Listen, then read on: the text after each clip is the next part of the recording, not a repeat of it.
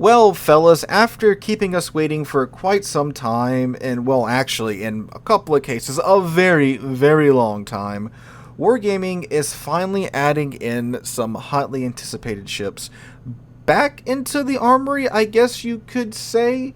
Now, these are ships that, in most of their cases, were pretty popular when they were released, but again, they were only available in a very small window, or in some cases, only available in a certain event.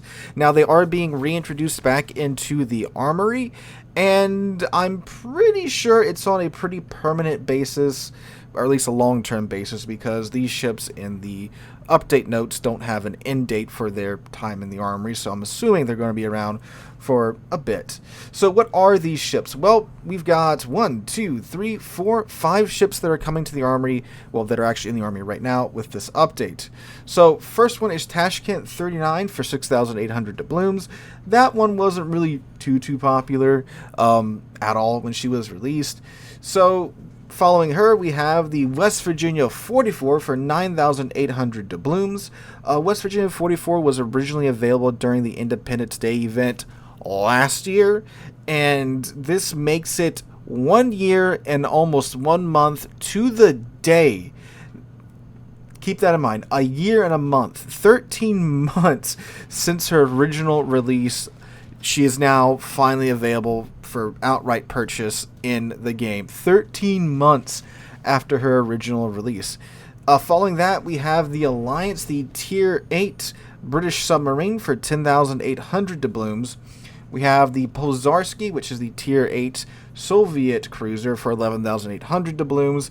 And finally, one of the most anticipated ships in the game, we have the Jager in the Armory for either 19,300 doubloons or 225,000 coal.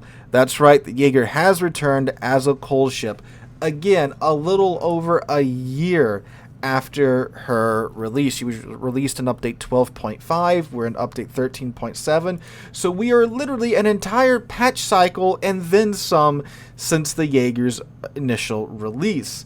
Yeah, you thought the 6-month waiting period that we had to have for some premium ships was bad. Again, a couple of these ships, I believe the Jager, the Alliance, and the West Virginia 44, or it's been over a year since their initial release.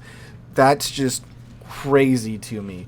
And like we've discussed here on this channel beforehand, it's kind of the new thing with Wargaming where they'll release a premium ship in an early access event. Well, it's not actually an early access event. They don't call it that, right? They're released in some type of event where either you have to get through a certain, sequential bundle thing, or maybe some type of collection that you have to go complete in order to acquire the ship, and then the ship doesn't show back up in game for over 6 months. Thankfully, they've kind of been going away from that here recently, which I'm very happy to see. But with these guys coming out, it's like, good lord, a year, over a year. So which of these are actually worth it, in my humble opinion? Well, I would highly recommend picking up the Jager. She's a Tier 9 Austro-Hungarian destroyer. Her whole thing is that she's, well, yes, essentially a Tier 3 destroyer at Tier 9, but you get 12 of these very fast pan-European torpedoes. If you build into it, you can push, I believe, 100 knots with the torps if you want to build into it. And if you have, of course, Jerzy Swirsky, great commander to throw on the Jager. It's a ship that if I can make it work, you can definitely make it work, because what the torpedoes do, you have these very fast torpedoes. That makes it a lot easier to get these torpedoes on target than if you had, more traditional, slower torpedoes. Because, of course, these torpedoes are, again, pushing 100 knots. They cover the distance between yourself and the target much faster, which means it's easier to lead the enemy ships because they have much less time to change their course, just by happenstance. So many times, if you have never played torpedo destroyers, you'll launch a bunch of torpedoes, you'll lead them perfectly, and then the guy will randomly turn just because he wants to turn, right? So the shorter the amount of time between the torpedoes leaving your tubes and hitting the enemy ship, there's less time for the ship to randomly maneuver. Now, that is entirely what the Jager is about. You do have 3 150mm guns mounted to the deck, so if you want to put on a bit of a fireworks show, you can do that. but not much of anything else. She also doesn't have a smokescreen, so when you get spotted, you better have an escape plan, because if you get called into a gunfight, you're probably not going to win it.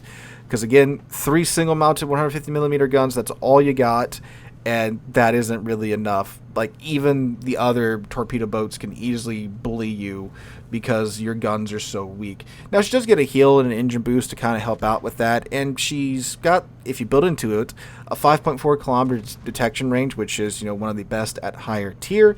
So you can be pretty stealthy, get close to the target, chunk your fast torpedoes at the target, get plenty of torpedo hits on target, rinse, wash, and repeat. And above all else, the Jager is free, 225,000 coal, and I believe she's well worth it.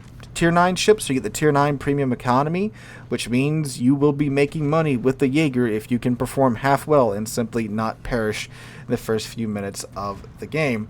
The other ship on this list I would definitely recommend is the West Virginia 44. The West Virginia 44 is, well, what I've wanted for a very long time. It's a modernized Colorado class. So as you can see, you've got those modern American 5-inch turrets on the side, those twin 127mm guns, which are actually quite good.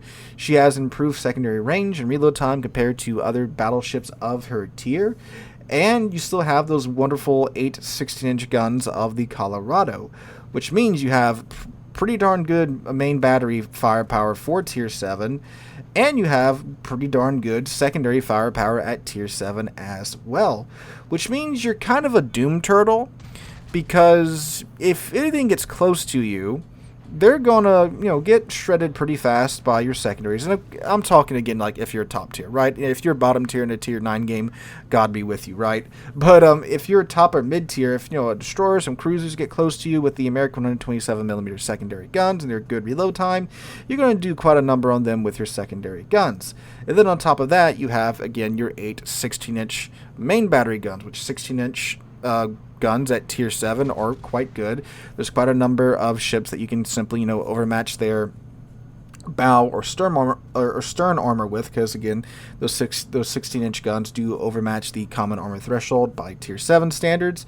And on top of that as well, you do have the improved American heal, to where if you are having a situation where you are eating a fair amount of damage, pop that heal. It's the improved heal with the improved HP regeneration per second, and then you also get the improved cooldown time as well of 38 seconds until you get, again, that improved heal back. And on top of that as well, you get the American long duration damage con that runs for 20 seconds. And you've got yourself a real wonderful Tier 7 battleship here, if you're okay with, being a slow 20-knot dreadnought battleship. It's a ship that I take out when I just want to have some fun, and I just pray for good matchmaking. Because, yeah, the ship isn't really, like, overly competitive with today's meta, but if I can walk towards somebody with American secondaries and have a ship that looks this awesome. I just really like these modernized Pearl Harbor ships. I think they look so cool with that mix of, dreadnought design, but then you got the modern AA guns and modern secondary guns and the modern superstructure on there. They just look so cool to me. So I was really happy when the ship did come out. There's also a pretty good chance you have a West Virginia 44, because she was the midpoint reward ship for the Wisconsin dockyard. So you probably have the ship already. If you don't, since it's in the Armory, and I don't believe it's in the featured section, you can use your coupon on it to get it for a little bit cheaper. Would it be the first Tier 7 premium ship, premium battleship I would pick up? No, I would pick up like Duke of York first. But if you just want a fun Tier 7, I'd definitely pick up the West Virginia 44. Again, with the knowledge in mind that, yeah, if you do get up tier, good luck, right? But if you get some same tier or mid-tier matchmaking, she's pretty solid from my experience. Tashkent 39, again, I wouldn't really recommend her. I haven't played her, but from what I've read about her, not worth it. Alliance, this is one that's really surprising to me, because she was a little nuts when she was released. She's the ship that you've probably seen a couple of clips of where her torpedoes do like 180s and still come back at the enemy target. I suspect the recent submarine changes ushered in her return to the Armory, because submarines have been nerfed pretty hard now. And yeah, I know sub bad, but like, look, you have a 3 kilometer arming range. You have the more accurate ping indicator on the surface, and more ships than ever have plenty of depth charges and other tools to deal with you now. And of course, we have the Commonwealth cruisers out now, which added another whole line of cruisers that have the submarine surveillance consumable on them into the game. So I suspect that's probably why she's back. I wouldn't recommend it, not because it's a submarine. Like, I still think like the I-56 is a goofy ship that's pretty fun to play, but just because she's pretty difficult to play. She was pretty difficult to play in the first place. She was a lot trickier to play than what many video would have had you believed. And now with the changes, yeah, I would kind of just stay away. Pozarski, she's basically what is it? I can't remember the name of the ship, the Kuznetsov, oh man, what was that tier 8 stealth fire Soviet cruiser? But she's basically that with AP only, with improved AP, so you can't really barbecue ships down at range anymore like the other ship could. But the AP shells have, of course, the improved ricochet angles and such, and you're dealing with Soviet AP as well. So if you like that kind of gameplay style, that long range AP spam, I guess so. But yeah, I definitely go after the Jager first. So guys, that's the roundup of these ships that were introduced with these most recent updates. Again, West Virginia 44, Jager, we've been waiting well over a year for those to come to the game for outright purchase regularly. Alliance and the Tashkent 39, I wouldn't really bother with them. Pozarski, again, if you like AP cruisers and kind of that with a mix of the Soviet cruiser gameplay style, yeah, go for it if you feel like it. But she's also coal as well. The Pozarski is available for 135,000 coal or 11,800 doubloons, so another free ship there. But again, I wouldn't really rush out to get her. So that's my 2 cents on those ships, guys. Let me know what you guys think in the comments down below. You planning on picking up any of these ships, or are you just going to let them slide on by? Again, they should be available for quite some time now that they have been formally added into the Armory. So again, guys, hope you guys enjoyed. I will be streaming right here on the channel this evening, so make sure to come out for that. Probably around 3:30, 4 p.m. U.S. Central Time. We'll be streaming for a few hours and then heading off for my well-earned beauty rest. But anyway, guys, hope you guys have a wonderful Friday, wonderful weekend. Hope to catch you guys in the next one.